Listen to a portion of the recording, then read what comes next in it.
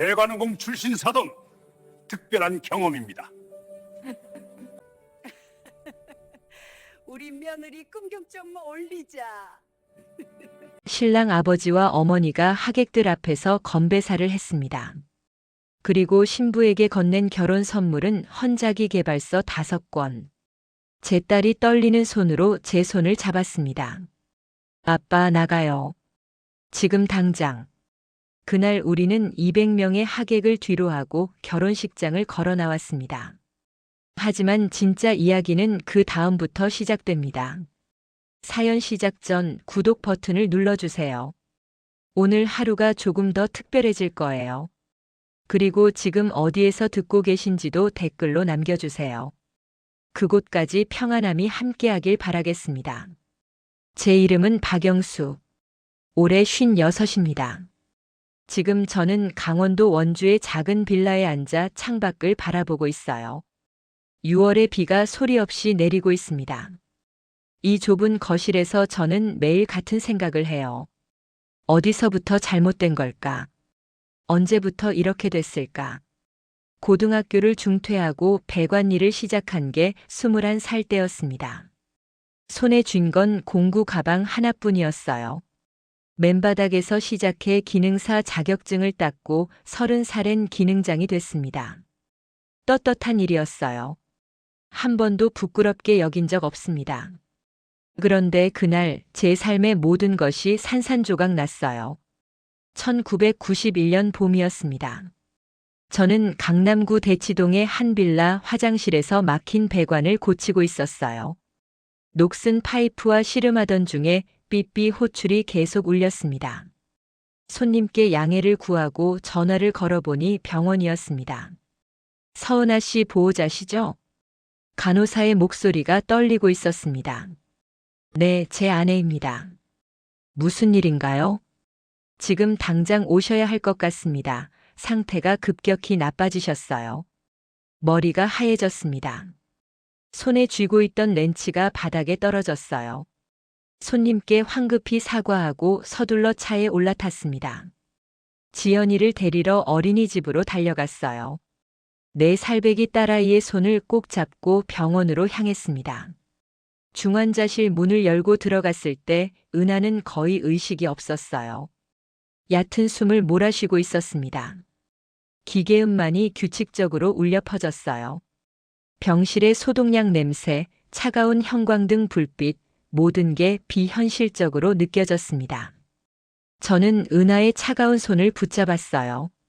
굳은 살 박인 제 손으로 그녀의 가느다란 손을 감쌌습니다. 은하야, 나야. 영수야. 지연이도 왔어. 우리 지연이 왔다고. 제 목소리가 갈라졌습니다. 은하의 눈꺼풀이 가볍게 떨렸어요. 입술이 움직였지만 소리는 들리지 않았습니다. 그리고 그녀의 손에서 힘이 빠져나갔습니다. 완전히. 그렇게 은하는 떠났습니다.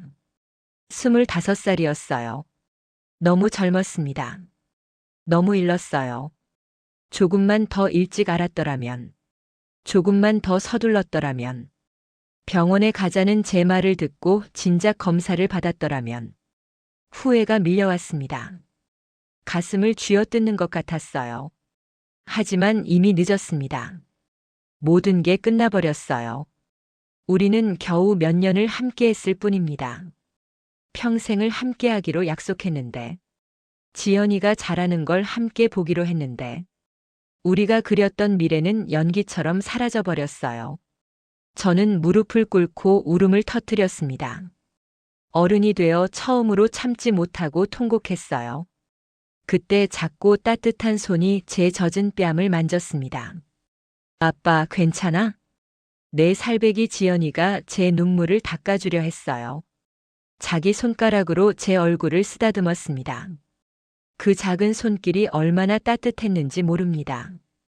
고마워, 지연아. 저는 딸아이를 꼭 끌어안았습니다. 그 작은 몸이 무너져 내리는 저를 붙잡아줬어요. 장례식 날이었습니다. 저는 멍한 상태로 조문객들을 맞았어요. 기계적으로 악수하고 고개 숙여 인사하고 위로의 말을 들었습니다. 백합 냄새가 장례식장을 가득 채웠어요. 은하의 웃는 사진이 하얀 국화 사이에 놓여 있었습니다. 다른 사람의 일처럼 느껴졌어요. 그때 오랜만에 보는 삼촌이 다가왔습니다. 주변을 살피더니 낮은 목소리로 말했어요. 영수야, 잠깐 얘기 좀 하자. 저는 멍하니 고개를 끄덕이고 구석으로 따라갔습니다. 삼촌은 무거운 한숨을 내쉬었어요. 정말 안 됐다, 영수야. 아무도 이럴 줄은 몰랐어. 아직 젊은 나이에. 네. 말이 목구멍에서 막혔습니다. 아무 말도 제대로 할 수 없었어요. 그래도 내가 마지막까지 곁에 있어줘서 다행이다. 그게 위안이 되겠지. 저는 겨우 대답했습니다. 목소리가 떨렸어요. 네, 감사합니다. 삼촌이 제 어깨에 손을 얹었습니다. 동정 어린 표정이었지만 어딘가 현실적인 느낌이 들었어요. 영수야, 너 지금 너무 힘들겠지만 지연이 미래를 생각해봐야 하지 않겠니? 지연이요? 무슨 말씀이세요? 눈썹이 찌푸려졌습니다. 삼촌은 잠시 망설이더니 제 눈을 똑바로 쳐다봤어요. 영수야, 은하 어머니가 서울에 계시잖아. 지연이를 그쪽에서 키우는 건 어떨까? 네. 갑자기 무슨 소리인지 이해가 안 됐습니다. 생각해봐. 서울 강남에 사시잖아. 학교도 훨씬 좋고 교육 환경도 비교가 안 되지. 솔직히 내가 혼자 일하면서 애를 키우기엔. 말을 채 끝내기도 전에 숙모가 나타났습니다. 날카로운 목소리로 거들었어요. 삼촌 말이 맞아. 내가 혼자 저 어린애를 키운다는 게 말이 되니? 배관일을 하면서 아이 봐줄 시간이 어디 있어? 숙모의 말투엔 동정보다 비난이 섞여 있었습니다. 게다가 숙모가 목소리를 낮췄어요. 하지만 날카로움은 그대로였습니다. 지연이는 내 친자식도 아니잖아. 은하가 데려온 애잖아. 그 말이 장례식장에 울려 퍼지는 것 같았습니다. 주변에 있던 친척들이 웅성거리기 시작했어요. 그러게. 피 한 방울 안 섞인 애잖아. 크면 클수록 힘들어질 텐데. 사춘기 때 되면 어쩌려고. 사랑만으론 애 못 키워. 경험도 필요하고 경제력도 있어야지. 저는 숨을 깊이 들이마셨습니다. 화가 치밀어 올랐지만 참았어요. 사랑만으로 충분합니다. 제 목소리가 낮게 깔렸습니다. 사랑으론 밥 못 먹어, 영수야. 숙모가 제 말을 잘랐어요. 애 키우는 게 그렇게 만만한 줄 아니? 돈도 필요하고 경험도 필요하고 특히나 여자애는 엄마의 손길도 더 필요해. 내가 그걸 다 해줄 수 있어? 저는 조용히 숨을 골랐습니다. 감정을 추스르려 애썼어요. 삼촌, 숙모 말씀 이해합니다. 하지만, 아니, 넌 이해 못해. 숙모가 또 끊었습니다. 목소리가 높아졌어요. 넌 아직 젊어, 영수야. 내 인생도 생각해야지. 지연이를 은하 어머니한테 보내는 게 모두를 위해 현명한 선택이야. 애한테도 너한테도. 주변 친척들이 고개를 끄덕였습니다. 삼촌은 불편한 표정이었지만 동의하고 있었어요. 숙모는 단호했고 다른 이들은 수군거렸습니다. 그들 모두 자기들이 뭐가 최선인지 안다고 생각하는 것 같았어요. 그 순간 제 안에서 무언가 끊어졌습니다. 슬픔과 지쳐있던 마음속 깊은 곳에서 힘이 솟아올랐어요. 지연이는 제 피를 나눈 딸은 아닙니다.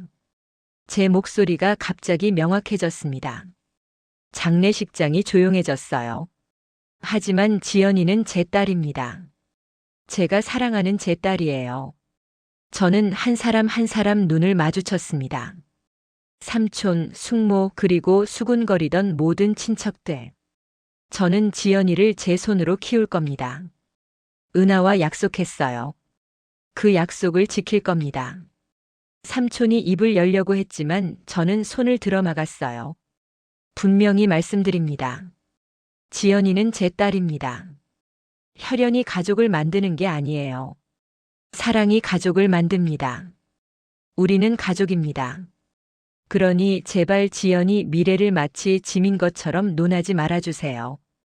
뒤에서 쏟아지는 시선을 느끼며 저는 그들에게서 돌아섰습니다. 은하의 영정사진 앞으로 걸어갔어요. 그 온화한 미소가 방금 전 겪은 차가움과 대조를 이뤘습니다. 은하야. 목이 메었습니다. 약속 지킬게. 지연이를 너처럼 강하고 착한 아이로 키울게. 내가 가진 모든 걸 다 줄게. 제가 은하를 처음 만난 건 1987년 봄이었습니다. 동네 자원봉사 행사였어요. 따뜻한 봄 공기 속에 공원 꽃 냄새가 실려왔습니다. 우리는 같은 구역 한강변을 맡아 쓰레기를 주웠어요. 함께 일하고 가벼운 대화를 나누다 보니 자연스럽게 가까워졌습니다. 저 봉투 좀 도와드릴까요? 무거워 보이는데요. 제가 먼저 말을 걸었습니다. 은하가 큰 쓰레기 봉투와 씨름하고 있었거든요. 아, 감사합니다. 생각보다 훨씬 무겁네요. 은하가 웃었어요. 그 웃음이 하루를 환하게 밝혀주는 것 같았습니다. 그렇게 시작됐어요. 은하는 햇살 같은 사람이었습니다. 따뜻하고 밝았어요. 제가 말수 적고 조용한 편이었는데 은하는 제 껍질을 벗겨줬습니다. 제가 몰랐던 가벼운 세상을 보여줬어요. 자원봉사 후 커피를 마시고 저녁에 산책하면서 우정이 깊어졌습니다. 그런데 2달쯤 지났을 때였어요. 은하가 집 근처 조용한 카페에서 만나자고 했습니다. 목소리에 진지함이 배어 있었어요. 불안했습니다. 영수 씨, 중요한 얘기가 있어요. 은하의 밝은 미소가 사라져 있었습니다. 테이블 위에 포갠 손을 내려다보며 말했어요. 저 임신했어요. 그 말이 우리 사이에 떠올랐습니다. 저는 한동안 말을 못했어요. 충격에 빠졌습니다. 임신이요? 간신히 단어를 입 밖으로 꺼냈습니다. 은하가 고개를 끄덕였어요. 눈에 눈물이 고였습니다. 다른 남자의 아이라고 설명했어요.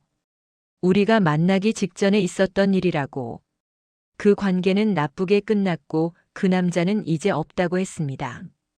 전혀 예상 못한 일이었어요.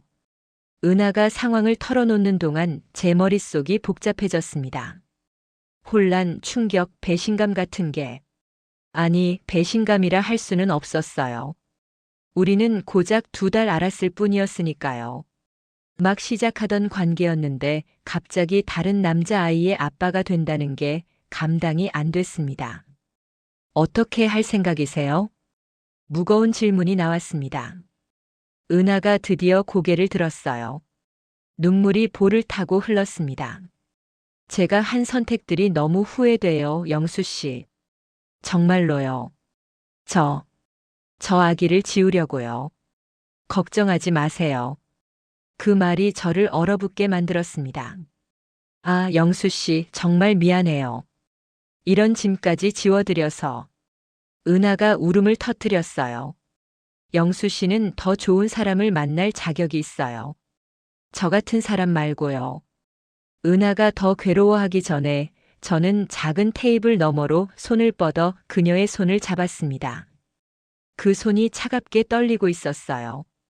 잠깐만요, 은하 씨. 그런 말 하지 마세요. 스스로를 그렇게 폄하하지 마세요. 은하가 놀란 눈으로 저를 봤습니다. 솔직하게 말했습니다. 받아들이기 힘든 게 사실이에요. 하지만 지난 2달 동안 은하 씨를 알아가면서 저는 은하 씨와 함께하고 싶다는 걸 깨달았어요. 은하의 숨이 멎는 것 같았습니다. 눈빛에 희망이 깜빡였어요. 정말요? 이런 상황에서도요?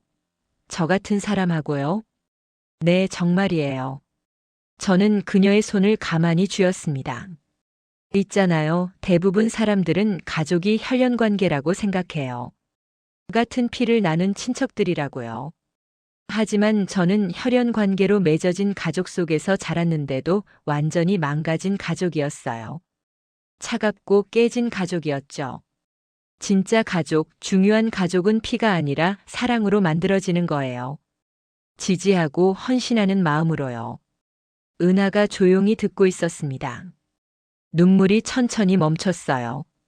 저도 은하 씨가 지금 느끼는 걸 완전히 이해한다고 말할 순 없어요. 부드럽게 말했습니다. 하지만 은하 씨 곁에 있고 싶어요. 앞으로 어떤 일이 오든 함께하고 싶어요. 그리고 이 새 생명도요. 함께 키우고 싶어요. 우리 가족이 되고 싶어요. 저 은하 씨 그리고 아기. 은하가 저를 빤히 쳐다봤습니다. 절망에서 놀라움으로 그리고 연약한 기쁨으로 표정이 변했어요. 영수 씨. 목소리가 감정으로 가득 찼습니다. 사실 말할까 말까 고민을 많이 했어요. 그냥 혼자 조용히 처리할까도 생각했어요. 근데 이 아기가 어떻게든 태어나야 할 것 같았어요. 그리고 무엇보다도 은하가 제 눈을 똑바로 봤어요. 영수 씨한테 비밀로 하는 게 견딜 수 없었어요. 영수 씨는 제가 만난 사람 중에 가장 정직하고 괜찮은 사람이에요. 감사해요, 영수 씨. 저를 이 모든 걸 받아줘서요. 따뜻한 감정이 밀려왔습니다. 저는 앞으로 몸을 숙여 은하를 조심스럽게 안았어요. 이제부턴 함께 헤쳐나가요. 우리 셋이서요. 그렇게 예상치 못한 세 장이 시작됐습니다. 은하의 임신 기간 동안 저는 그녀를 정성껏 돌봤습니다. 신체적으로나 정신적으로나 힘든 시기였어요. 동시에 우리는 결혼 준비도 했습니다.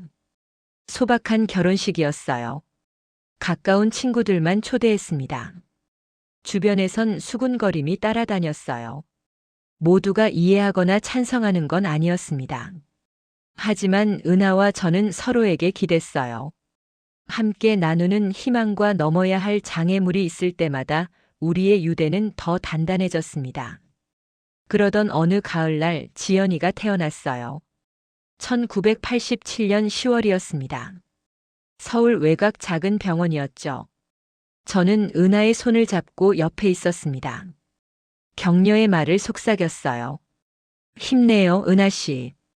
조금만 더요. 은하가 고통 속에서도 제 손을 꽉 쥐었습니다. 아기가 세상에 나왔을 때의 그 울음소리. 지금도 생생해요. 간호사가 분홍색 담요에 쌓인 작은 아기를 안고 왔습니다. 축하드려요. 건강한 딸입니다. 신생아실 유리창 너머로 지연이를 봤어요. 그렇게 작고 연약한 존재였습니다. 간호사가 제게 안아보라고 했을 때 저는 조심스럽게 품에 안았어요.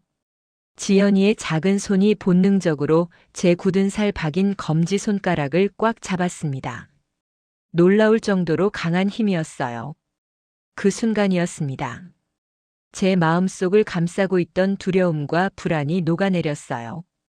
대신 강렬하고 압도적인 보호 본능과 사랑이 밀려왔습니다. 이 아이를 지킬 거야.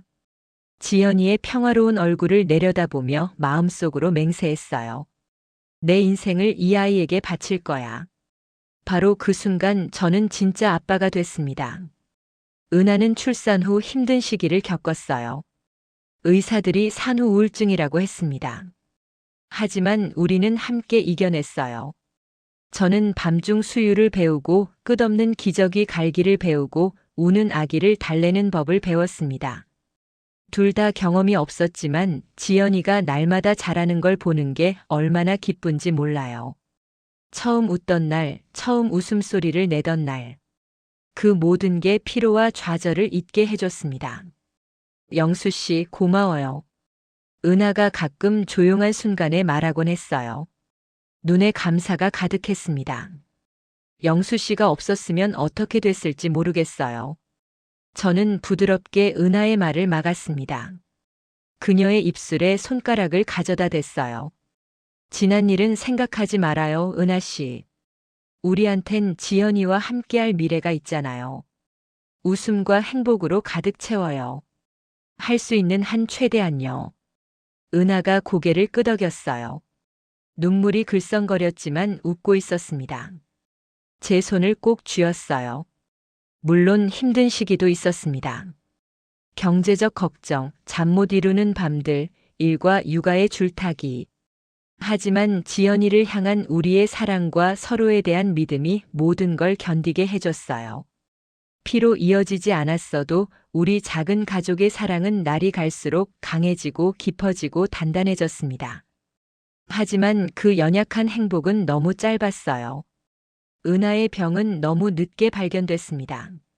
처음엔 출산의 여파와 육아의 피로라고 생각했어요. 그냥 좀 피곤한 것뿐이에요. 은하가 제 걱정을 손살에 치며 말했습니다. 하지만 점점 더 자주 누워 있어야 했어요. 생기가 천천히 빠져나갔습니다. 하루하루가 전쟁이었어요.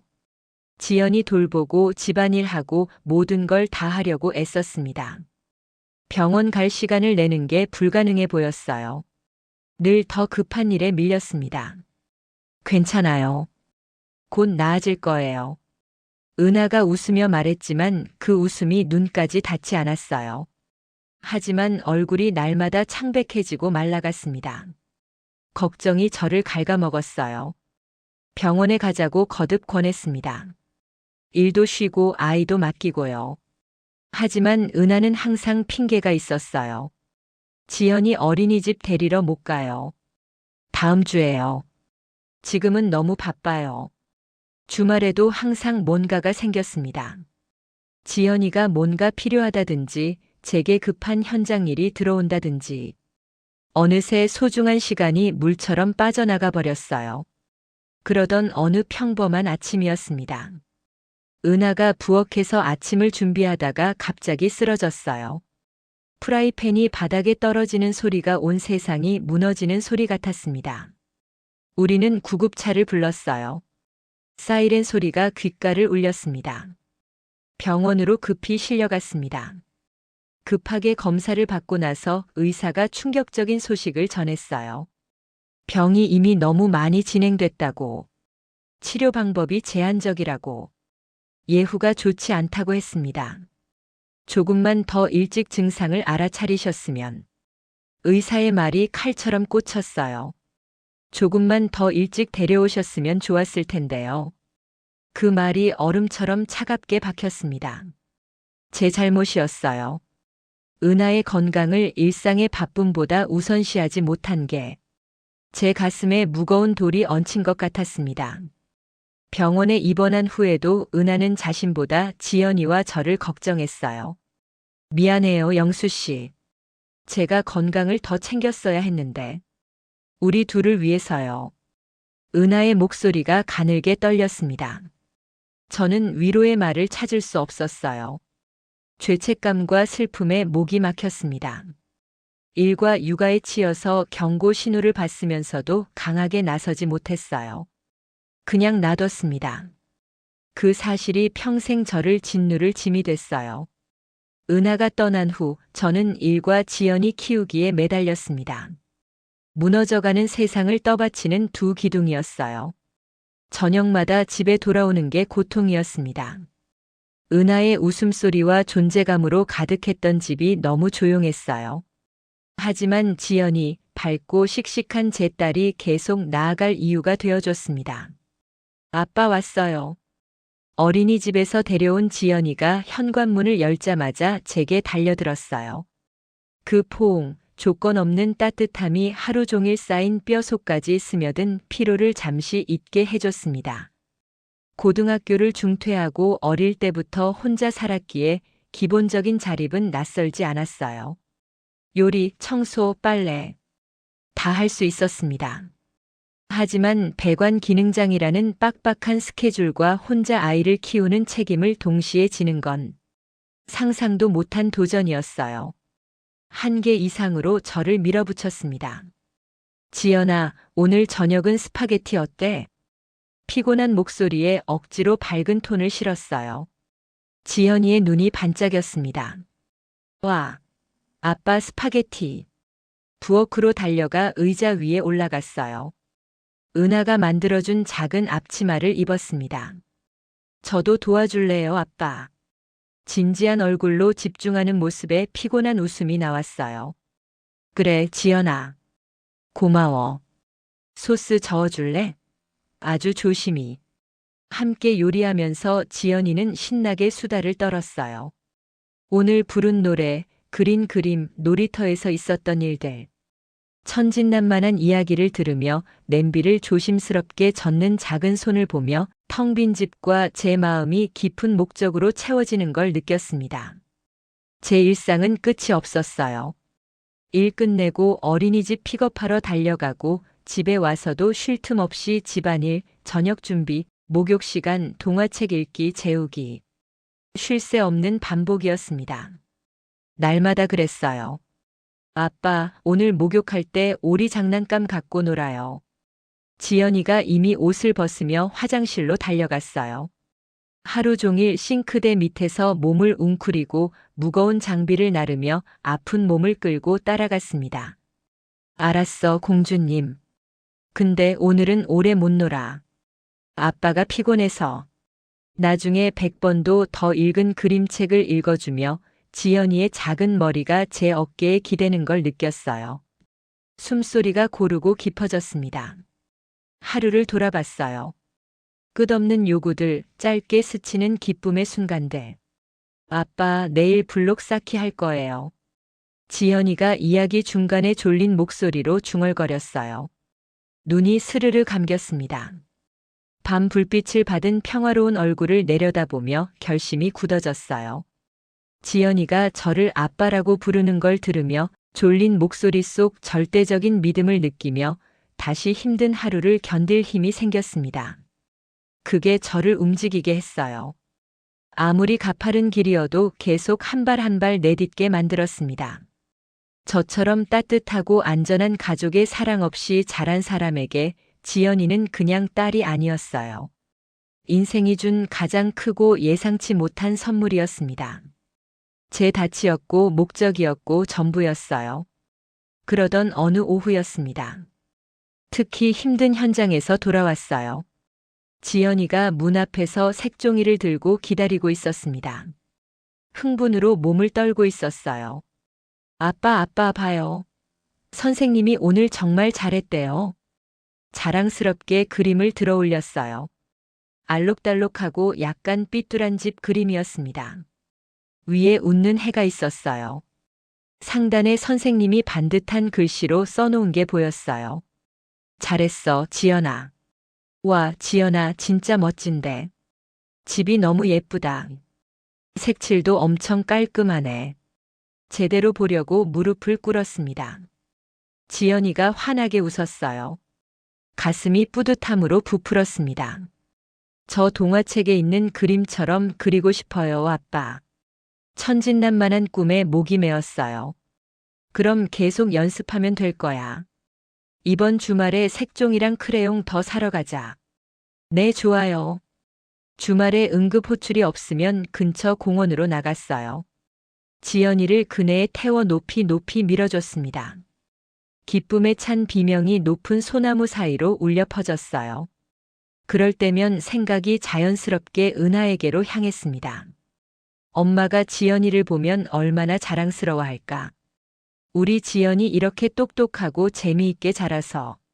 말이 저도 모르게 튀어나왔어요.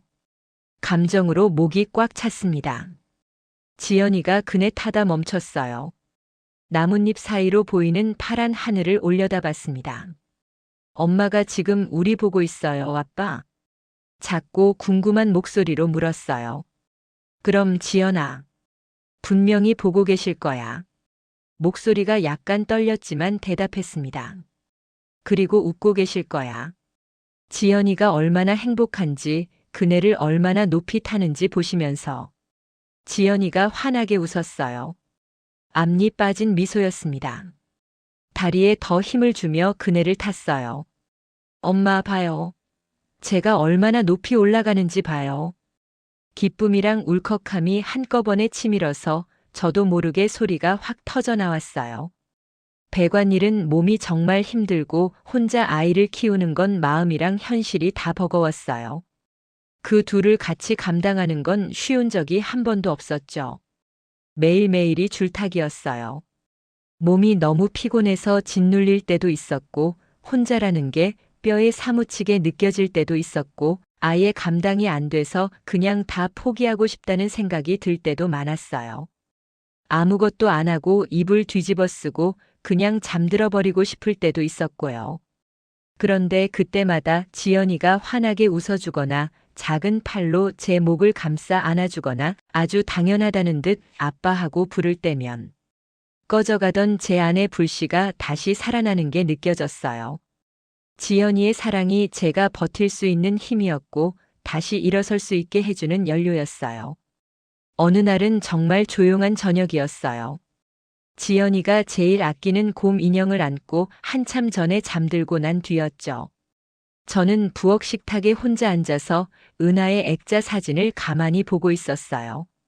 웃고 있고 생기 넘치고 살아있다는 느낌이 가득한 얼굴이었어요. 집안이 너무 조용해서 제가 혼잣말로 꺼낸 마음들이 더 크게 울리는 것 같았어요. 은하야, 우리 딸 정말 빨리 자라고 있어. 재미있고 똑똑하고 너처럼 밝아. 정말 너를 닮았어. 익숙한 아픔이 가슴을 조였습니다. 하느님, 은하가 너무 보고 싶어서 마음이 너무 아파요. 그래도 지연이 덕분에 매일 아침 눈 뜰 힘이 생겨요. 포기하지 않고 계속 살아갈 수 있어요. 고마워, 은하야. 이렇게 예쁜고 소중한 너의 일부를 내 곁에 남겨줘서. 지연이가 6살이 됐을 때 때가 됐다는 걸 알았습니다. 영원히 진실을 숨길 순 없었어요. 비밀은 우리가 쌓아온 정직한 관계에 대한 배신처럼 느껴졌습니다. 어느 저녁 낡은 안락 의자에서 평소처럼 잠자리 동화를 읽다가 책을 조용히 덮었어요. 지연이를 꼭 안았습니다. 지연아, 아빠가 중요한 얘기를 좀 할게. 지연이가 궁금한 눈으로 저를 올려다봤어요. 제 얼굴을 살폈습니다. 뭔데요, 아빠? 숨을 깊이 들이마셨어요. 심장이 긴장으로 쿵쾅거렸습니다. 있지, 아빠가 지연이를 세상에서 제일 사랑하는 거 알지? 지연이가 고개를 끄덕였어요. 엄마도 지연이를 정말 사랑했고, 또 고개를 끄덕였습니다. 그런데 말이야, 조심스럽게 말을 이어갔어요. 어떤 가족들은 엄마 아빠가 함께 아기를 만들잖아. 그렇지? 응. 근데 가족은 여러 방식으로 만들어지기도 해. 그래서 지연이한텐 사실 아빠가 둘이야. 지연이의 눈이 약간 커졌어요. 둘이요? 진짜요? 고개를 갸웃했습니다. 응, 맞아. 부드럽게 확인해줬어요. 지금 같이 있는 아빠, 매일 지연이 재우고 스파게티 만들어주는 아빠 있잖아. 작게 웃으려 애썼어요. 그리고 다른 아빠가 있어. 옛날에 아빠랑 엄마가 만나기 전에 엄마 뱃속에 제일 처음 지연이 씨앗을 심어준 아빠.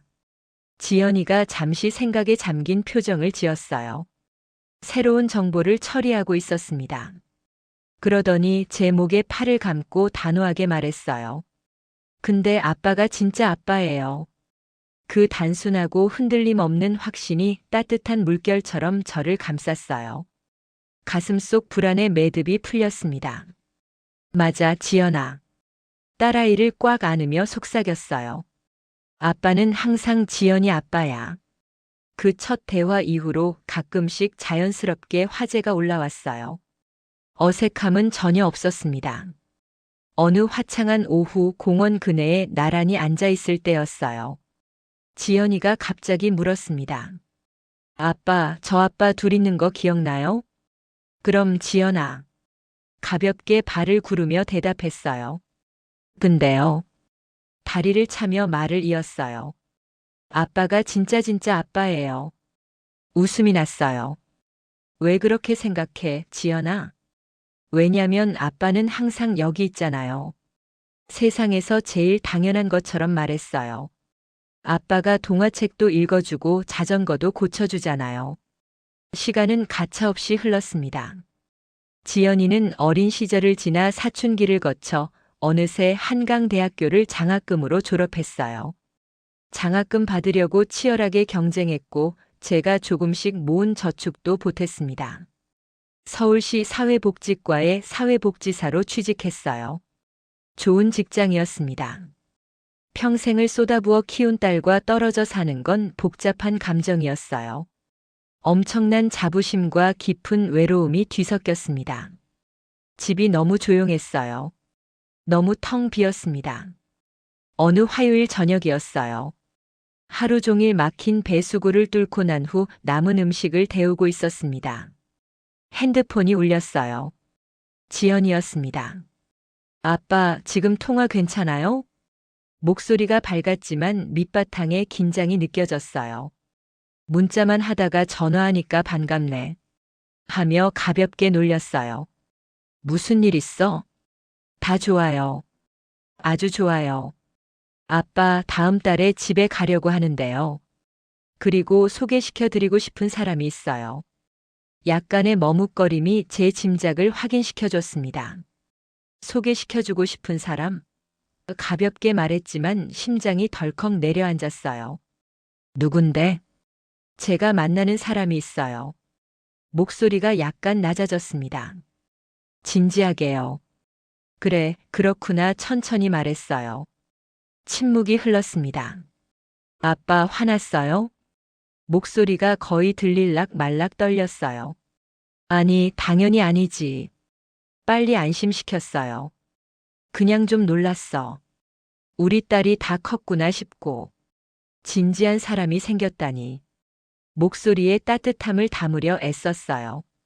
정말요? 아, 다행이다. 너무 걱정했어요. 안도가 목소리에 넘쳤어요. 그럼 어떤 사람인지 그 사람 얘기 좀 해봐. 제가 부드럽게 재촉했어요. 아빠 정말 좋은 사람이에요. 강민준이라고 하는데 착하고 똑똑하고 진짜 열심히 일해요. 그리고 저를 정말 잘 대해줘요. 존중해주고요. 그거 좋네. 진심으로 말했어요. 지연이가 행복하고 잘 대해주면 그게 아빠한텐 제일 중요한 거야. 고마워요, 아빠. 그 말 정말 큰 힘이 돼요. 저희 둘이 같이 가려고 하는데 아빠가 직접 만나보시면 좋겠어요. 그래, 좋아. 언제 오는지 말해줘. 억지로 밝게 말했어요. 지연이가 자기 미래를 만들어가고 중요한 발걸음을 내딛는다는 얘기를 들으니 엄청난 자부심이 들었어요. 하지만 동시에 익숙하고 씁쓸한 아픔도 느껴졌습니다. 제 인생에서 중심적인 역할이 자연스럽게 바뀌고 있다는 걸 알았어요. 한 달 후 지연이가 도착했습니다. 이번엔 혼자가 아니었어요. 초인종이 울렸을 때 깊게 숨을 들이마셨어요. 셔츠를 매만지며 익숙하지 않은 긴장을 느꼈습니다. 문을 열었어요. 아빠 왔어요. 지연이의 밝은 인사가 작은 현관을 가득 채웠어요. 긴장이 조금 풀렸습니다. 어서 와, 지연아. 딸을 꽉 안았어요. 그리고 옆에 서 있는 젊은 남자에게로 시선을 돌렸습니다. 키가 크고 흠잡을 데 없이 옷을 차려입은 모습이었어요. 돈과 특권이 느껴지는 차림이었습니다. 제 낡은 청바지와 셔츠와는 확연히 대조됐어요. 남자가 앞으로 나서며 손을 내밀었습니다. 미소는 정중했지만 연습된 느낌이었어요. 박영수 선생님 뵙게 되어 영광입니다. 저는 강민준입니다. 민준 씨, 서울에서 여기까지 오느라 수고했어요. 그의 단단한 손을 잡으며 대답했어요. 박영수입니다. 지연이 아빠고요. 강민준은 확실히 세련됐어요. 말투는 충분히 공손했지만 거만함 경계선에 여유로운 자신감이 있었습니다. 지연이 설명으론 강그룹이라는 가족 대기업 부동산 개발 회사에서 일한다고 했어요. 사업 개발팀이라고요. 제 안에서 부족함이 스쳤습니다. 우리 세계의 차이를 뼈저리게 느꼈어요. 들어와요. 뒤로 물러서며 그들을 들였습니다. 수십 년 동안 살아온 수수한 집에 자리를 잡았어요. 익숙한 가구들이 갑자기 민준의 평가하는 시선 아래 초라해 보였습니다. 음료를 권하고 약간 어색한 대화를 시작했어요. 그래서 민준 씨, 지연이가 가족 회사에서 일한다고 했는데 강그룹이죠? 침착하고 중립적인 어조로 시작했습니다. 네, 선생님. 고려대학교 졸업하고 바로 회사에 정식 입사했습니다. 매끄럽게 확인했어요. 현재 기획부서에서 신규 고급 주거 프로젝트를 담당하고 있습니다. 고려대학교. 대단하네요. 고개를 끄덕였어요. 명문 사립대학이었습니다. 제가 고등학교를 중퇴한 것이나 지연이가 장학금으로 힘들게 한강대학교를 간 것과는 다른 세상이었어요. 경영학 전공하셨죠? 부전공은 재무고요. 민준 오빠는 대학교 때 테크 스타트업도 했어요. 지연이가 자랑스럽게 끼어들었어요. 민준을 보는 눈이 반짝였습니다. 그래요? 민준에게 다시 눈을 돌렸어요. 그가 겸손한 듯 어깨를 으쓱했지만 진짜 같지는 않았어요. 네, 몇몇 친구들이랑 학생용 일정 관리 앱을 만들었어요. 좋은 배움의 경험이었죠. 결국 바랐던 만큼 성장하진 못했지만요. 결과가 안 좋았어도 귀중한 교훈을 얻었겠네요. 정중하게 말했어요. 지금 하는 사업 접근법에도 도움이 됐을 거고요. 물론입니다, 선생님. 쉽게 동의했어요. 실패는 최고의 스승이죠.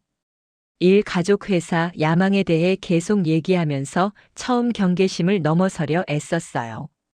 똑똑하고 말도 잘하고 지연이를 진심으로 좋아하는 것 같았습니다. 하지만 잘 짚을 수 없는 뭔가가 있었어요. 특권 의식 같은 게 계속 저를 경계하게 만들었습니다. 잠시 후 민준 가족에게 중요할 수 있는 걸 얘기해야겠다고 생각했어요. 민준 씨, 솔직하게 해야 할 얘기가 있어요. 좀 더 진지한 어조로 바꿨습니다. 민준이 약간 자세를 고쳐 앉았어요. 정중한 가면이 조금 더 주에 깊어졌습니다. 어쩌면 경계하는 듯 했어요. 네, 선생님. 지연이가 말했을 수도 있는데 나는 평생 배관 기능장으로 일했어요. 고등학교를 중퇴하고 바로 기술직으로 들어갔습니다. 민준의 표정이 흔들리지 않았어요. 공손하게 고개를 끄덕였습니다. 지연이한테 들었습니다. 고도의 기술이 필요한 중요한 일이시죠. 존경합니다. 반응이 매끄러웠어요. 어쩌면 너무 매끄러웠습니다. 잠시 망설이다가 계속했어요. 그리고 한 가지 더 있어요. 지연이가 내 친딸은 아니에요. 이번엔 눈이 거의 눈에 띄지 않게 커졌어요. 놀람이 스쳐 지나갔다가 다시 침착함을 되찾았습니다. 지연이를 잠깐 봤다가 다시 저를 봤어요. 목소리는 안정적으로 유지했습니다. 그건 몰랐습니다, 선생님. 하지만 솔직히 그건 아무것도 바꾸지 않습니다. 선생님께서 사랑과 헌신으로 지연이를 이렇게 훌륭하게 키우지 않으셨다면 저와 지연이는 만날 기회도 없었을 거예요. 계산된 말일 수도 있었지만 여전히 마음 깊은 곳을 울렸어요. 그렇게 말해줘서 고마워요, 민준 씨. 목이 메어 헛기침을 했습니다. 바로 그때 지연이가 끼어들었어요. 환하게 웃으며 전혀 개의치 않는 듯 했습니다.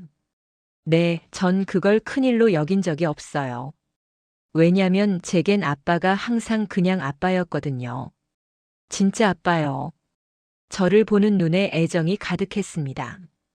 제가 아빠의 친딸이든 아니든 그건 한 번도 중요하지 않았어요. 그리고 아빠가 하시는 배관일이요.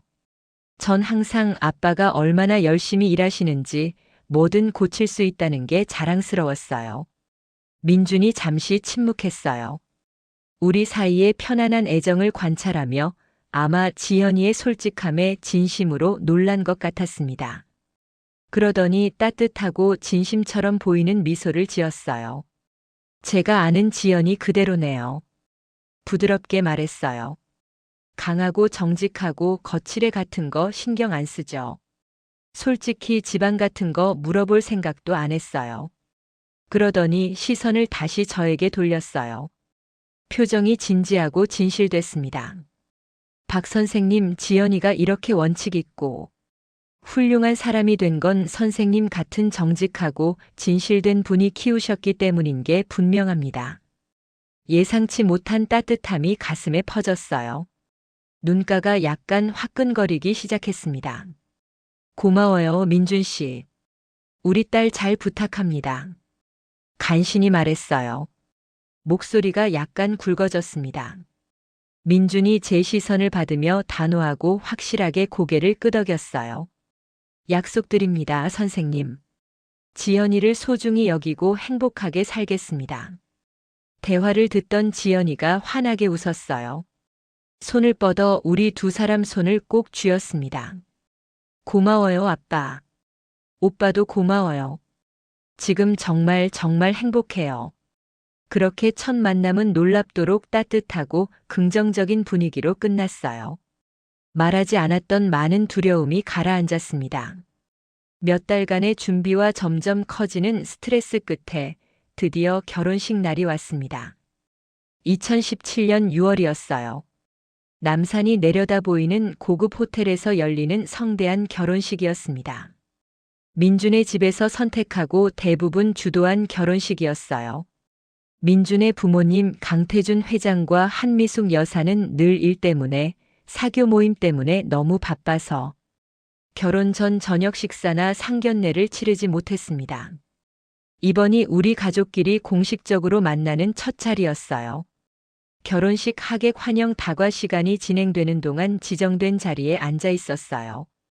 민준의 흠잡을 데 없이 차려입은 친척들이 제게 흘긋거리며 수군대는 게 느껴졌습니다. 정중한 대화 소리가 제가 누군가의 눈과 마주칠 때마다 잦아들었어요. 정확한 말은 못 들었지만 맥락은 분명했습니다. 신부 아버지 강원도에서 온 배관공을 논하고 있었어요.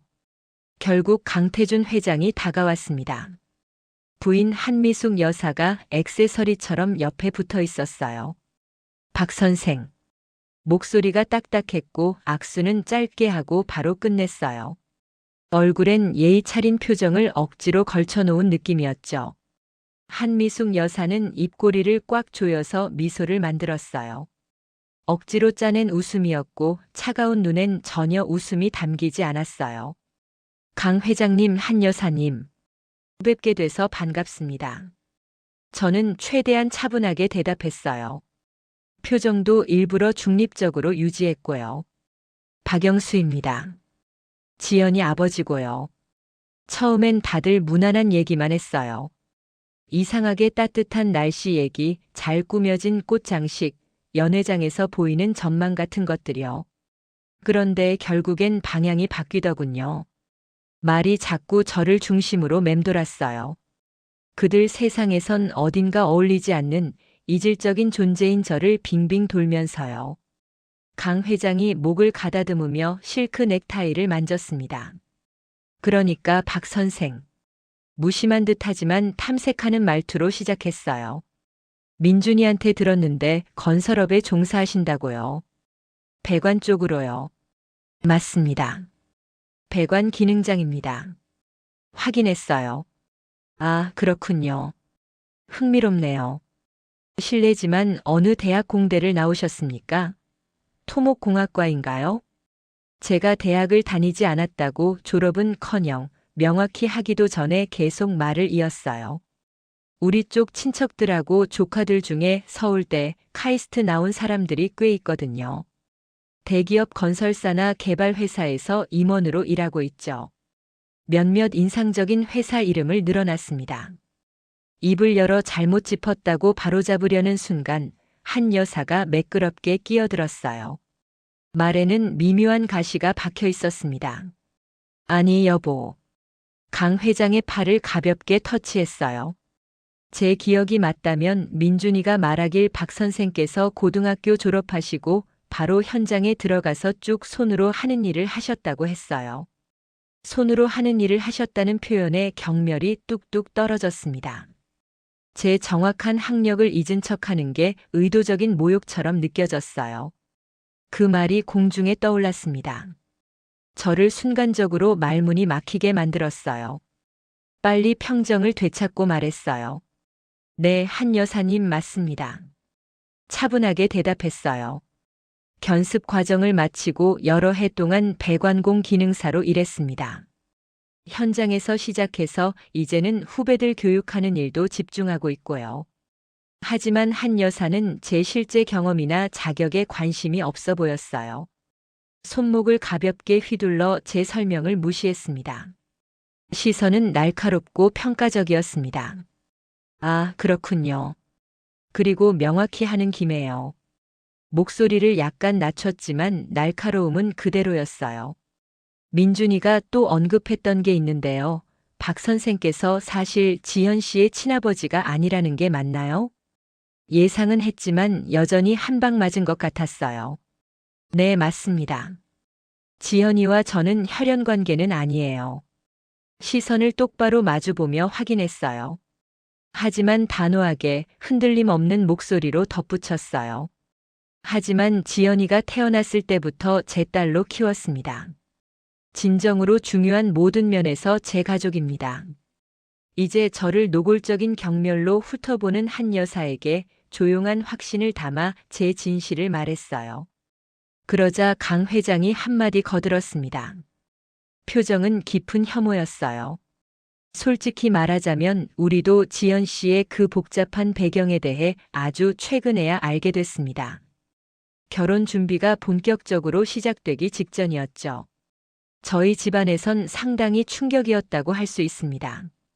목소리를 평정하게 유지하며 그들의 속물근성이 저를 자극하도록 두지 않으려 애썼어요. 혈연과 관계없이 강 회장님, 지연이는 제가 사랑하는 딸입니다. 그건 한 번도 의문의 여지가 없었고 앞으로도 없을 겁니다. 지연이를 지지하고 사랑하겠다는 제 헌신은 변함없습니다. 언제나 그래왔듯이요. 한 여사가 조각된 듯한 코로 희미하고 믿을 수 없다는 듯한 비웃음을 흘렸어요. 간신히 들릴락 말락 한 소리였습니다. 박 선생께서 정말로 믿으시나요? 사랑만으로 아이를 제대로 키우는 데 따르는 복잡한 문제를 헤쳐나갈 수 있다고요? 따지듯이 말하는 목소리에 불신이 깔렸어요. 다른 사람의 자식을 키우는 거요. 선생님 처지에선 꽤 큰 부담이었을 텐데요. 혹시 지연 씨가 친아버지, 진짜 아버지에 대해 궁금해한 적은 없나요? 아무래도 배관공보다는 더 적합한 직업을 가진 분이었을 거라 상상하는데요. 그 말은 너무 노골적으로 잔인했고 제가 살아온 인생이랑 지연이랑 쌓아온 깊은 유대를 아예 무시하는 말이었어요. 순간 정말 터질 것 같았어요. 목까지 열기가 확 치밀어 오르고 나도 모르게 옆구리에서 주먹을 꽉 쥐고 있더군요. 그래도 꾹 눌렀어요. 깊게 조용히 숨을 한 번 들이마시고 그 여자의 눈을 똑바로 바라봤습니다. 속으로 계속 되뇌었죠. 반응하지 마. 저 사람한테 반응하면 안 돼. 오늘은 지연이 날이야. 바로 그때 제 의지의 힘으로 불러낸 것처럼 지연이가 연회장 입구에 나타났어요. 웨딩드레스를 입고 빛나고 있었습니다. 희망으로 가득한 모습. 그 광경이 즉시 저를 현실로 끌어당겼습니다. 그동안 겪었던 모든 고생, 희생, 사랑과 싸움 같은 시간들이 전부 이 순간으로 모인 느낌이었어요. 지연이가 버텨내고 넘어온 것들, 그 안에서 길러낸 단단함과 우아함을 떠올리니까 가슴이 감당 안 될 만큼 감정이 한꺼번에 밀려와서 벅차올랐어요. 순간 전에 느꼈던 모든 분노와 좌절이 녹아내렸어요. 딸을 향한 순수하고 무조건적인 자부심과 끝없는 사랑으로 씻겨나갔습니다. 인접한 예배당으로 이동해 결혼식을 올렸어요. 지연이와 함께 버진 로드를 걸으며 지연이의 손을 꽉 잡고 격려의 말을 속삭였어요. 지연이를 위해 나머지 하루가 더 이상의 사건 없이 진행되길 바라며 조용히 기도했습니다. 결혼식이 끝나고 지연이가 민준과 서약을 교환하는 걸 지켜봤어요. 그녀의 얼굴에 있는 진심으로 기뻐하는 모습을 보며 깊은 안도와 아버지로서의 강렬한 보호 본능이 뒤섞인 감정을 느꼈습니다. 무엇보다도 그저 지연이가 행복하길 바랐어요. 진정으로 행복하길. 그 단순하고 강력한 바람이 저를 조용한 자부심으로 채웠습니다. 앞서 겪은 불쾌함을 순간적으로 압도했어요. 피로연이 진행되는 동안 하루 종일 쌓인 감정들이 몰려왔어요. 화장실로 슬쩍 빠져나가 차가운 물로 얼굴을 씻고 생각을 정리했습니다. 무거운 나무 문을 밀고 들어가는데 근처에 모여있던 민준의 친구들 대화 소리가 들렸어요. 제 존재를 몰랐던 거예요. 건배사 들었어? 강 회장님 멘트 좀 봐. 그래. 완전 노골적이던데. 배관공이라고 몇 번을 강조하는 거야. 그리고 그 선물 차이 봤어? 민준이는 5천만 원짜리 시계고 신부는 헌책 몇 건이래. 와, 진짜? 그건 좀 심한데. 킥킥거렸어요. 제가 있는 걸 전혀 몰랐습니다. 불안감이 서서히 엄습했어요. 건배사? 선물? 무슨 일이 있었던 걸까? 얼굴을 헹구고 넥타이를 고쳐 매고 웅장한 연회장으로 돌아갔어요.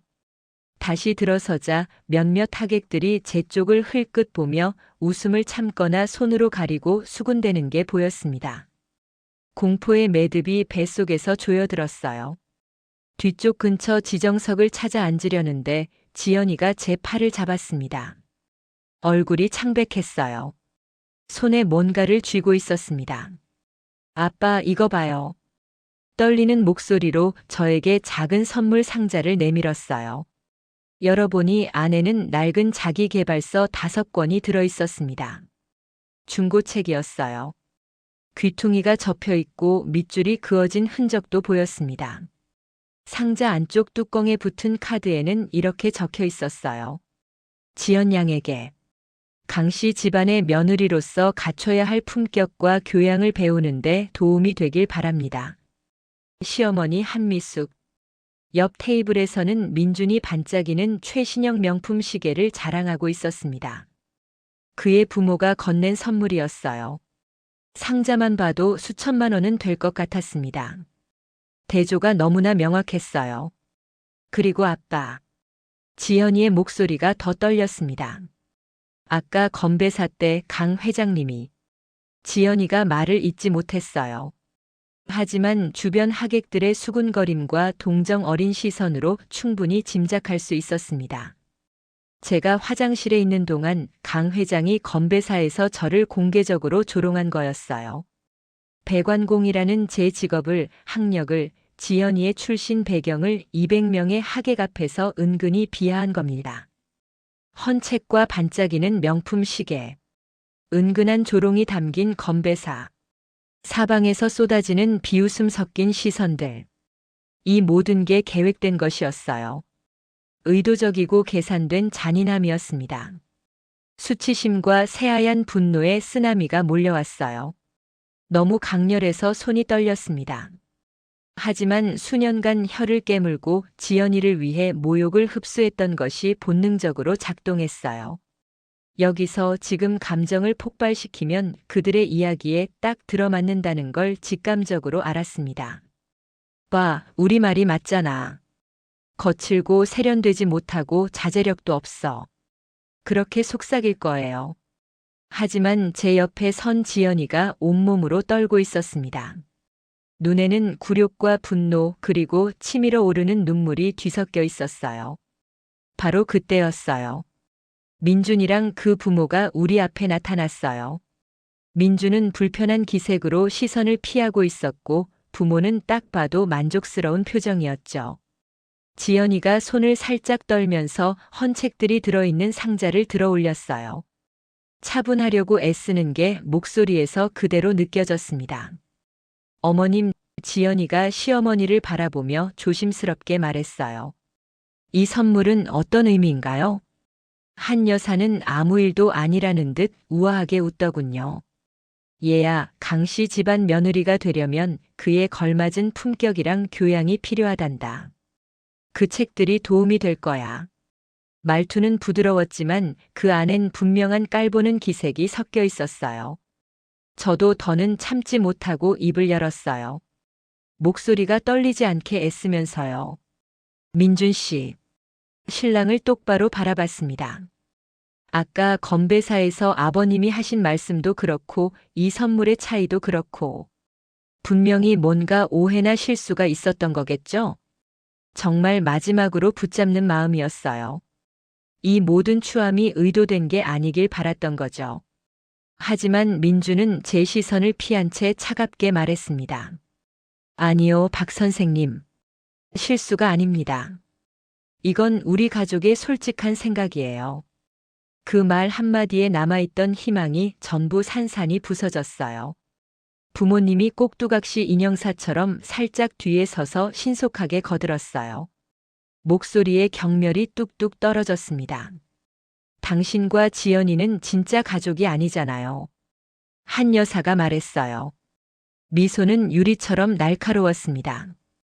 강 회장이 엄격한 목소리로 덧붙였어요. 솔직히 불쌍한 일이에요. 그 애가 그렇게 교육 수준이 낮고 형편없는 보호자와 함께 자라야 했다니요. 한 여사가 마무리 일격을 날렸어요. 오늘부터 박 선생이 지연이 일에 더는 관여하지 않으셨으면 합니다. 지연이를 위해서요. 이해하시겠죠? 내가 만났다고 생각했던 정중하고 말 잘하는 청년은 완전히 사라졌어요. 그 자리엔 부모와 똑같은 차가운 경멸로 저를 바라보는 누군가가 서 있었습니다. 그들의 가치관이 명백히 그의 가치관이었어요. 제 머리가 빙글빙글 돌았습니다. 연 회장이 너무 크고 동시에 숨막히게 작게 느껴졌어요. 그때 복수의 천사처럼 지연이가 그곳에 있었습니다. 우리를 향해 달려왔어요. 얼굴은 분노로 창백했고 눈은 타오르고 있었습니다.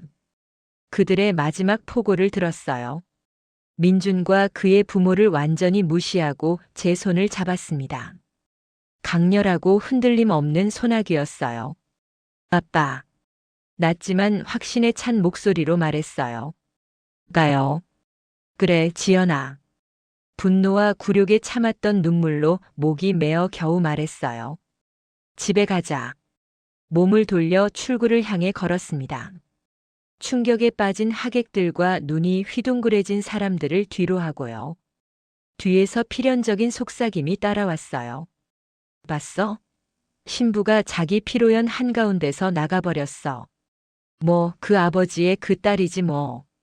밖에 선선한 초여름 밤 공기가 호텔 안의 답답한 분위기에서 나온 달아오른 피부를 찰싹 때리는 것 같았어요. 피로연의 소음, 음악, 웃음소리, 잔 부딪히는 소리가 뒤로 희미해졌습니다.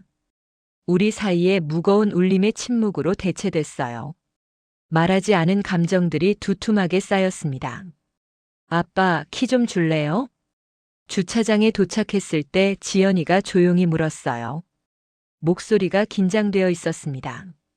말없이 주머니에서 키를 꺼내 그녀의 펼친 손에 떨어뜨렸어요. 고급 세단들 사이에 주차된 제 낡은 픽업 트럭의 운전석에 미끄러져 들어갔습니다. 억눌린 분노로 동작이 경직되어 있었어요. 엔진이 우르릉거렸고 주차 공간을 천천히 빠져나와 조심스럽게 전용도로 램프를 올라갔어요. 밖으로 나오자 강 건너 서울의 반짝이는 스카이라인이 고속도로에 합류하며 주황색과 흰색 줄무늬로 흐려졌습니다.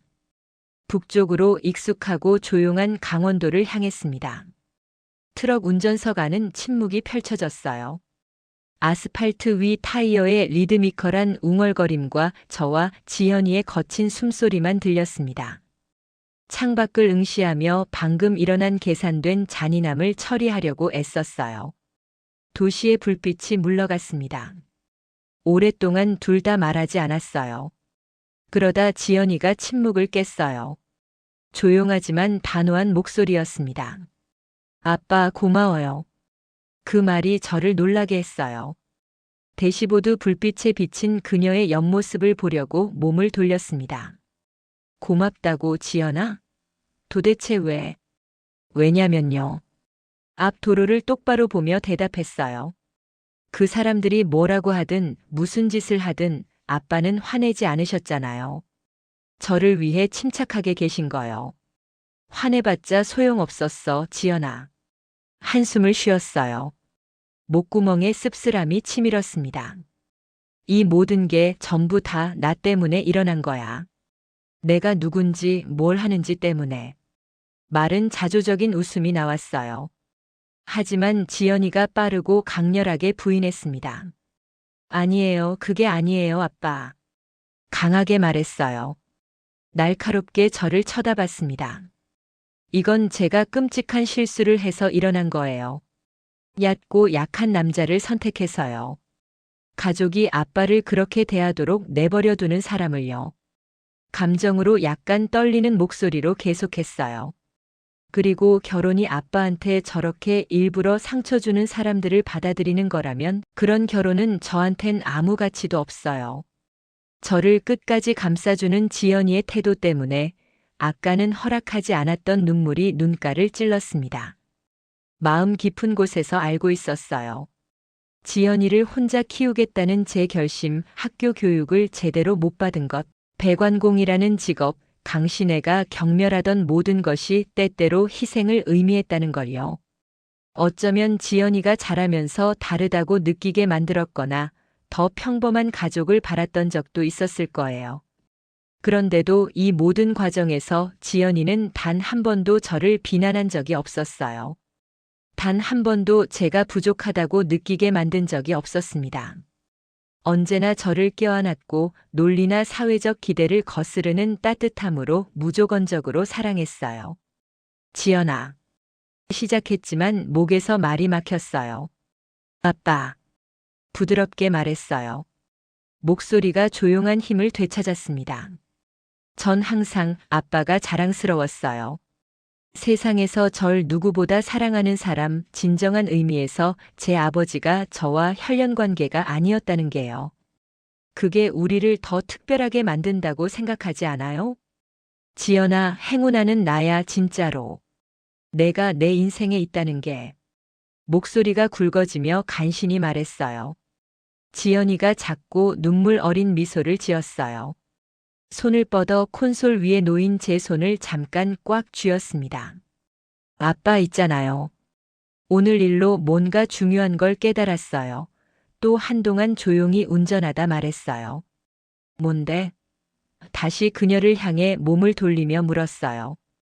우리 말이에요. 아빠와 저. 어떤 화려한 결혼식이나 집안이나 혈통보다 강하고 진짜라는 걸요. 어두컴컴한 불빛 속 표정이 진지했어요. 조용히 듣고 그녀의 말을 받아들였어요. 지연이의 목소리는 부드럽지만 명확했습니다. 지금까지 아빠가 저를 키우시며 보낸 모든 시간들. 긁힌 무릎 붕대 감아주시고 잠자리 동화를 읽어주시고 학예회 발표에 한 번도 안 빠지시고요. 웃음, 다툼, 심지어 눈물까지도요. 우리가 함께 나눈 모든 것, 함께 견딘 모든 것이요. 뭔가 단단하고 깨지지 않는 걸 쌓았어요. 다시 저를 쳐다봤어요. 부드러운 미소가 입가에 번졌습니다. 그러니까 그냥 우리 길을 함께 계속 걸어가요. 알았죠? 우리 둘이서요. 그래, 지연아. 물론이지. 쉰 목소리로 동의했어요. 밖은 어둠이 완전히 풍경을 감쌌어요. 트럭은 여정을 이어갔습니다. 도시의 반짝이는 잔인함에서 멀어져 집의 조용한 익숙함을 향해요. 잠시 후 지연이가 다시 말했어요. 슬픔이 남아있음에도 장난기가 섞인 톤이었습니다. 아빠 사실이요. 내일 제출하기로 했던 혼인신고서요. 미안하고 약간 짓궂은 표정으로 저를 쳐다봤어요. 당황해서 쳐다봤습니다. 그게 어떻게 됐는데? 제가 좀 찢어버렸어요. 찢어버렸다고? 놀라서 되물었다가 갑자기 웃음이 터져 나왔어요. 저녁 내내 처음으로 진심 어린 긴장 해소였습니다. 네. 확인하며 시익 웃었어요. 마침내 미소가 떠올랐습니다. 갈기갈기 찢었어요. 엄청 시원하더라고요. 내일 아침 민준한테 그 종이 특별 배송할 계획이에요. 제 가슴에서 웃음이 울려 퍼졌어요. 안도가 섞였습니다. 솔직히 지연아, 그게 아마 제일 잘한 일 같다. 웃으며 말했어요. 네. 한숨을 쉬었어요. 미소가 약간 사라지며 결연함으로 대체됐습니다. 그럼 이제 어떻게 할 거야? 계획이 있어? 부드럽게 물었어요. 지연이가 잠시 생각했어요. 아랫입술을 깨물었습니다. 솔직히 아빠 아직 확실히 모르겠어요.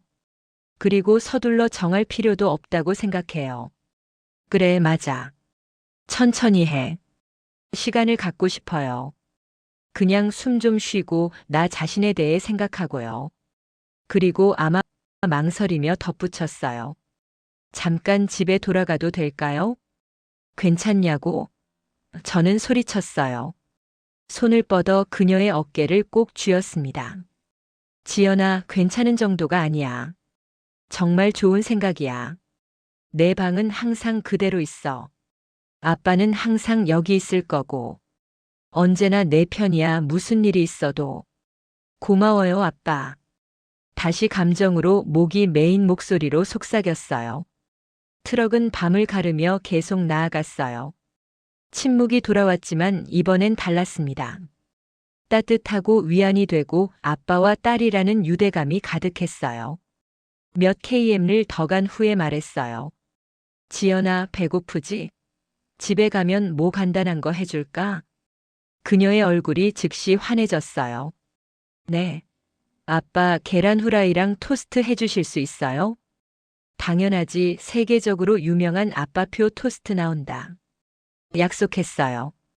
앞으로 어떤 도전이 기다리고 있든 인생이 어떤 굴곡을 던지든 한 가지는 확실히 알았어요. 지연이가 제 곁에 있을 거라는 것. 그 조용한 맹세가 제 마음속에 굳어지며 우리는 집을 향한 여정을 이어갔습니다. 결혼식의 잔해를 한참 뒤에 두고요. 며칠 후 저녁 뉴스의 짧은 꼭지가 우리의 관심을 끌었어요. 민준의 가족이 세운 명망 높은 부동산 제국 강그룹이 예상치 못하게 파산 보호 신청을 했다는 내용이었습니다. 지연이가 텔레비전 화면을 응시했어요. 눈이 믿을 수 없다는 듯 커졌습니다. 아빠, 강그룹이 파산했대요. 화면을 힐끗 봤어요. 기자가 부실 경영과 감당할 수 없는 부채 소문 속에 회사의 갑작스런 몰락을 상세히 설명하고 있었습니다. 복잡하고 풀 수 없을 것 같은 매듭이 가슴을 조였어요. 정확히 만족감은 아니었지만 음울한 감각이었습니다. 그날 오후 늦게 초인종이 울렸어요. 우리 둘을 놀라게 했습니다. 행주로 손을 닦으며 문을 열러갔어요. 수수한 현관에 강민준과 그의 부모가 서 있었습니다. 결혼 피로연의 기억, 비웃는 얼굴들, 잔인한 말들, 굴욕적인 헌책. 결혼 선물이 불편함으로 쏟아져 들어왔어요. 익숙한 분노와 슬픔이 뒤섞여 제 안에서 휘저었습니다.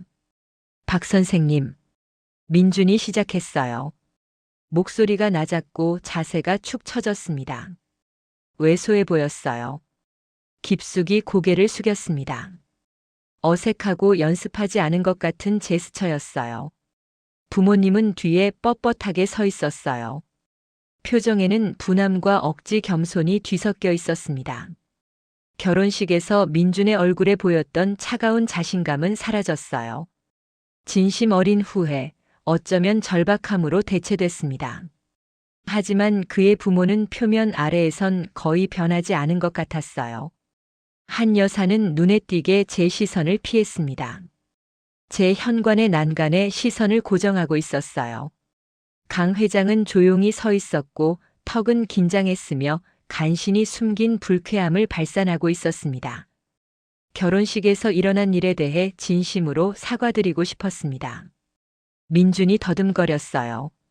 목소리가 약간 떨렸습니다. 저의 행동과 저희 가족의 행동이요. 수치스럽고 변명의 여지가 없었습니다. 부모님의 기대에 눌려서 부끄럽고 비겁하게 행동했습니다. 선생님과 지연 씨께 끼친 엄청난 고통과 무례함을 진심으로 사과합니다.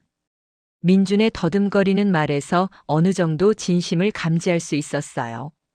그의 이전 오만함과는 극명하게 대조가 되었습니다. 하지만 부모님의 경직되고 불편한 태도가 많은 걸 말해줬어요. 타격을 입었어도 자존심은 분명히 그대로였습니다. 마치 민준이 그들을 끌고 온 것 같았습니다. 아마도 뭔가를 살리려는 마지막 시도로요. 뭔지는 상상할 수 없었지만요. 사과하기엔 너무 늦었어요, 민준 씨. 차분하게 감정이 실리지 않은 목소리로 대답했어요. 결혼식 날 당신 네 가족이 한 일들, 그건 용서받을 수 있는 선을 넘었어요. 그리고 평정하게 말을 이었어요. 말씀해 보세요. 우리가 처음 만났을 때 제 이름 박영수를 들었을 때 뭔가 떠오르지 않았나요? 사업적인 맥락에서요. 민준이 올려다봤어요. 혼란으로 눈을 깜빡였습니다. 무슨 말씀이신지 잘 모르겠습니다, 선생님. 명확히 해드리죠. 천천히 말했어요. 아주 최근까지 저는 당신네 가족 회사의 단독 최대 주주였어요. 사실 강그룹 의결권 주식의 67%를 약간 넘게 보유하고 있었습니다. 민준과 그의 부모가 저를 쳐다봤습니다. 얼굴에서 피가 빠져나갔고 표정은 믿을 수 없음에 얼어붙었어요. 말문이 막혔습니다. 회사 주식의 3분의 2 이상을 지배하는 주주는 엄청난 힘을 가져요. 중요한 결정을 좌우하거나 무너뜨리는 힘, 심지어 회사 해체를 강제할 힘까지도요. 본질적으로 회사의 운명을 손에 쥐고 있는 거죠. 사실 저는 그들이 알도록 의도한 적이 없었어요. 제 계획은 단순했습니다. 결혼식 후에 조용히 전체 지분을 지연이에게 선물하고 그녀의 경제적 미래를 보장하는 것이었어요. 지난 수십 년간 아껴서 저축하고 충분히 조사한 다음에 현명하게 투자할 필요가 있었습니다. 종종 지연이가 잠든 후 늦은 밤에 커피를 마시며 제 딸은 제가 가졌던 경제적 불안정을 절대 겪지 않도록 하겠다는 마음으로 움직였어요. 은하가 남긴 소액의 생명보험금으로 시작했습니다. 돈만이 아니라 그녀의 사랑이었고 우리 미래에 대한 믿음이었어요. 천천히 조심스럽게 시장의 원리를 배웠어요. 그 작은 종잣돈을 상당한 재산으로 키웠습니다. 지연이와 제가 걱정 없이 편안하게 살 수 있을 만큼요. 그 전략의 일부가 강그룹의 지배 지분을 획득하는 것이었어요. 민준이 등장하기 훨씬 전부터 그 잠재력을 인식한 회사였습니다. 딸에게 줄 결혼 선물로 의도했던 거예요. 하지만 결혼식에서 그들의 행동, 노골적인 잔인함과 무례함이 모든 걸 바꿔버렸어요. 지연이와 제가 피로연을 나간 다음 날 신뢰하는 투자 파트너에게 연락했습니다. 수년 전부터 강그룹에 관심을 표명했던 장기 투자 파트너였어요. 제 전체 지분을 모두 그에게 팔았습니다. 저는 항상 대리인을 이용했고 주주총회에 직접 참석한 적이 없었어요. 그래서 강신에는 제 얼굴을 본 적이 없었습니다. 주주명부에 있는 박영수라는 이름을 그들 집안의 시집오는 며느리의 아빠인 백완공과 연결한 적이 없었어요. 그들에게 저는 그냥 서류상 이름뿐이었던 거예요. 제 주식이 손을 바꾼 후 아마 기존의 부실 경영이나 적대 지분과 결합되어서 회사의 위태로운 재무 상황이 급속도로 악화된 것 같았어요. 신뢰가 폭락했습니다. 채권자들이 대출금을 회수했어요. 결국 새로운 지배주주들이 강신의 몰락을 보고 싶어하는 다른 이들과 함께 회사를 해체하고 자산을 청산하기로 투표했습니다. 그 소란스러운 시기 이후로 1년이 흘렀습니다. 그 끔찍한 결혼식 날의 소란이 우리 모두의 삶을 재편했어요. 민준과 그의 부모는 소문으로 듣건대 거의 모든 것을 잃었다고 해요. 파산에 뒤따른 소송과 스캔들이 그들의 명성을 산산조각 냈고 재산을 초토화시켰습니다. 친척들에게 비난받고 이전 모임에서 외면당하고 뉴스 기사에 따르면 그들의 삶은 완전히 망가졌다고 합니다. 그들의 오만함이 어떤 결과를 불러왔는지를 보여주는 씁쓸한 증거였어요. 한편 제 딸 지연이는 시련을 딛고 자신의 길을 갖고 같은 어려움을 겪는 이들에게 도움이 되는 일을 했어요. 아빠, 들어봐요. 비영리단체 서류가 승인됐어요. 이제 법인이에요. 얼마 전 어느 날 제 문을 벌컥 열며 외쳤어요. 얼굴에 성취감이 가득했습니다. 지연아, 정말 대단한 소식이다. 축하해. 소리치며 딸을 꽉 안았어요. 내가 얼마나 열심히 일했는지 아는데. 할 수 있을 줄 알았어. 제가 제안한 투자금의 일부를 사용해서 지연이는 희망걸음 재단을 설립했어요. 서울 지역 한부모 가정과 저소득 가정 아이들을 지원하는 비영리 단체였습니다. 직업기술 훈련, 교육 지원, 멘토링을 제공했어요. 자신의 경험이 헛되지 않게 하려고 온 힘을 다했어요. 나 아빠 덕분이에요. 아빠가 저를 믿어주시고 제일 중요할 때 제 생각을 절대적으로 지지해 주셨잖아요. 재단에서 일하는 동안 지연이는 최정호를 만났어요. 착하고 열성적인 초등학교 교사였습니다. 아내를 먼저 보낸 후 혼자 어린 딸을 키우고 있었어요. 그의 딸이 희망걸음 프로그램에 등록한 첫 아이들 중 하나였습니다. 서로 친구처럼 지내다 서로를 존중하고 믿으면서 사랑으로 이어졌고 작년 가을에 가까운 사람들만 모여 조용히 결혼했어요. 작지만 웃음이 가득한 결혼식이었죠. 둘은 함께 웃음과 온기가 넘치는 편안하고 행복한 가정을 만들어갔어요. 정호가 얼마 전 진지하게 말했어요. 지연이는 제 삶과 제 딸 준이의 삶 모두에 큰 변화를 줬고 그 고마움은 잊지 못할 거예요. 요즘 지연이를 보고 있으면 진짜 마음이 편해져요. 안에서부터 꽉 찬 느낌이랄까. 조용한데 깊은 기쁨이 있어요. 결혼식에서 그렇게 못된 일을 겪고 말도 안 되는 잔인함까지 당했는데도 지연이는 그냥 버텨낸 게 아니라 제대로 자기 인생을 살아냈어요.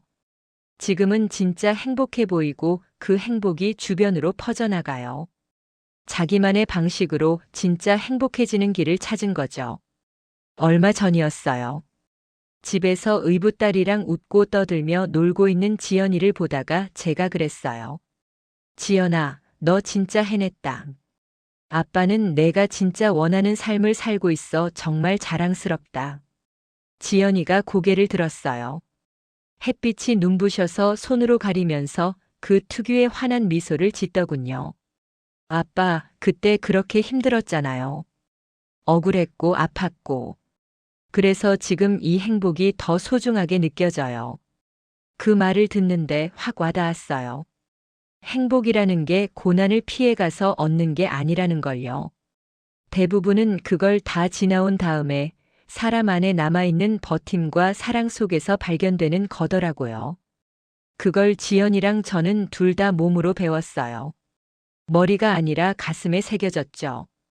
은퇴하고 나서 지연이, 정호, 그리고 이제는 손녀 준이까지 같이 살게 되면서 제 인생이 완전히 새로운 장으로 넘어갔어요. 서울에 있던 큰 집은 애들만 살기엔 너무 넓었고 강원도에 있던 제 옛집은 혼자 있기엔 너무 조용했거든요. 그래서 그냥 자연스럽게 한 집에 모이게 됐어요. 요즘 솔직히 말하면 손녀준이랑 보내는 시간보다 더 큰 기쁨은 없어요. 할아버지, 공원 가요. 지금 가면 안 돼요? 제발요. 어제 아침에도 5살 준이가 제 손을 계속 끌어당겼어요. 눈은 반짝반짝, 온몸에 기대가 가득했죠. 알았어. 가자. 웃으면서 머리를 쓰다듬고 거의 끌려가다시피 나섰어요. 작은 손 하나를 꼭 잡고 끝도 없는 이야기를 들어주고 그 맑고 호기심 가득한 눈으로 세상을 다시 보는 것만으로도 예전에 겪었던 모든 고생이, 모든 희생이 다 보상받는 느낌이에요.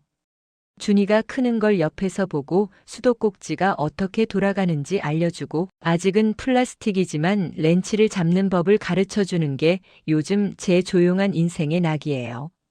그러다 몇 주 전이었죠. 지연이가 갑자기 거실에 우리를 다 불러 모으더니 말했어요. 아빠, 정우 오빠. 병원에 다녀왔는데요. 새 소식이 있어요.